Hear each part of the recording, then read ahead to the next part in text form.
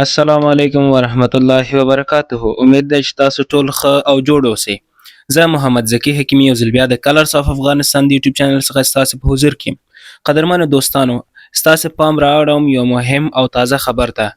په جلال آباد ښار کې د شدید طوفانونو او شدید باران له امله ګڼ مالی او زیاني زیانونه خلکو ته اوښتي دي چې نن مازدیګر چې د پنجشنبې ورځ سره سمون خوري په جلال آباد ښار کې شدید طوفانونه او شدید بارانونه پیل شول.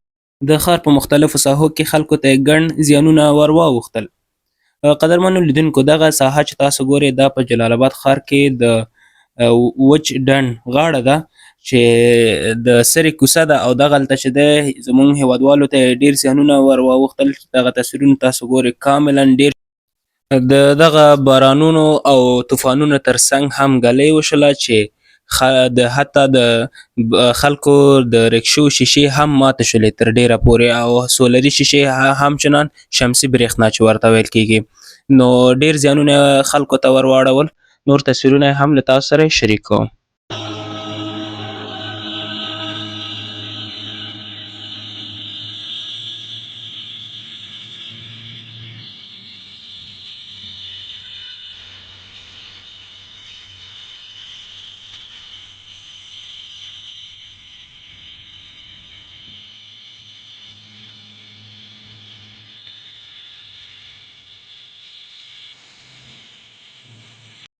قدرمنو دوستانو نو دا د وجدن غاړه مرکزی ساحه ده چې تاسو ته په تصویر کې ښکاري. تر ډیره پورې دغه مرکزی ساحه چې ده د اوبو څخه ډکه شوې وه د لښتیو څخه اوبو سرک سرته راوتې وې کاملا دوکانونه بند شوي وو خلک دغه غرفې چې دي دغه هم بند شوي وو او تاسو ته سرک په سر باندې ښکاري چې د ونې ښاخونه هم له ونې څخه راپرېوتي وو. او قدرمنو دوستانو نو دا د وچ ډنډ غاړه هغه ساحه ده چې د کونه فروشۍ کوڅې ته نږدې ده.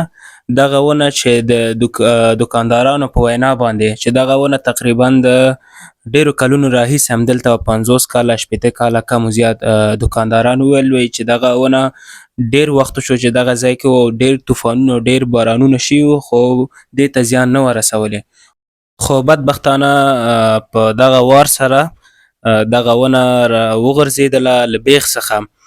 تصویرونه یې تاسو ته ښکاري. دوستانو دغه ونه چې راچاپه شوې ده د دې سره دوه لاندې غرفې هم خرابې شوي دي او یو دانه زرنج هم چې تاسو ته ښکاري دغې ونې لاندې شوې ده چې خلک کوښښ کوي چې دغه زرنج له دې ځای څخه راوباسي. قدرمنو دوستانو نو دا د جلال آباد ښار د سراج العمارت بڼ باندنۍ ساحه ده چې دلته د دغه شدید طوفان او شدید باران له امله دغه دیوال چپه شوی دی رانسکوره شوی دی. قدرمنو دوستانو د شدید باران او شدید طوفان له امله مونږ ونشو کولی چې د ښار د هرې ساحې څخه تصویرونه تاسو ته واخلو. نو دغلته هم د سراج العمارت بڼ دیوال چې رانسکوره شوی دی خلک لګیا دي او پکې کار کوي.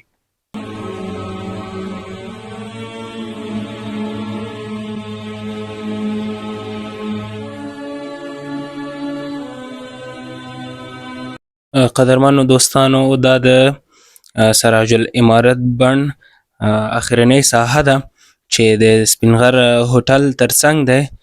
دغه ونه رانسکوره شوې ده لوېدلې ده مکمل د بیخ څخه. د خلکو په وینا سره دغه ونه چې ده ډېر پخوانۍ ونه ده تقریبا وایي 80 کاله 70 کاله شاوخوا د دې ونې څخه شو شدید بارانونه او شدید طوفانونه تیر شوي دي خو مګر چپه شوی نه دی.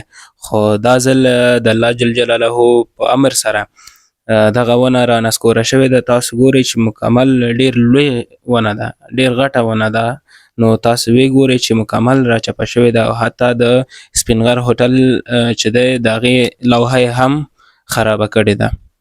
دا تاسو کدی شي دوستانو چې دا د مکمل د بیخ څخه رالوېدلې ده. دا ډېر د شکر ځای دی چې په سړک باندې لوېدلی نه دی تر څو زموږ هیوادوالو ته زیان نه دی رسېدلی. دا د سپین غر هوټل بل دروازه ده چې تاسو ګورئ دلته هم هماغه ونه راچپه شوې ده او ښاخونه یې په هغه لوحه باندې ده. قدرمنو دوستانو نو دا د هم د سپین غر هوټل ساحه ده چې دغلته تاسو ګورئ دلته تصویر اجازه نه و چې دننه څخه لاړ شو لیدنه وکړو نو مونږ هم وغوښتل چې له دغه ځای څخه له تاسو سره دغه یو څو تصویرونه را شریک کړو. تاسو ته ښکاري په تصویر کې هلته یو دانه سپین فلډر دی چې په هغې باندې دغه سپین فلډر باندې ونه را لوېدلې وه، خو د شکر ځای دا ده چې څوک پکې ژوبل شوی نه دی. دغه رکشه چې تاسو ته ښکاري دوستانو، په دغه کې زموږ یو تن هېوادوال شهید شوی دی چې ونه ورباندې را لوېدلې وه، او دغه ځای تاسو ګورئ چې دا د مکمل د باد له امله دغه لوحې ټول راغورځېدلې دي. قدرمنو دوستانو، دغه فقط یو څو تصویرونه وو چې د ښار د مختلفو ساحو څخه له تاسو سره مې شریک کړم، تر څو له دغې پیښې څخه تاسو هم خبر شئ. دوستانو، موږ په خپلو دعاګانو کې یاد ساتئ. تاسو په لوی رب سپارم. الله مو مل شه. تر بلې خپرونې پورې چې زه محمد ذکي یو ځل بیا د کلرز اف افغانستان د یوټیوب چینل څخه ستاسې حضور ته راځم، تاسې په لوی رب سپارم. الله مو مل شه.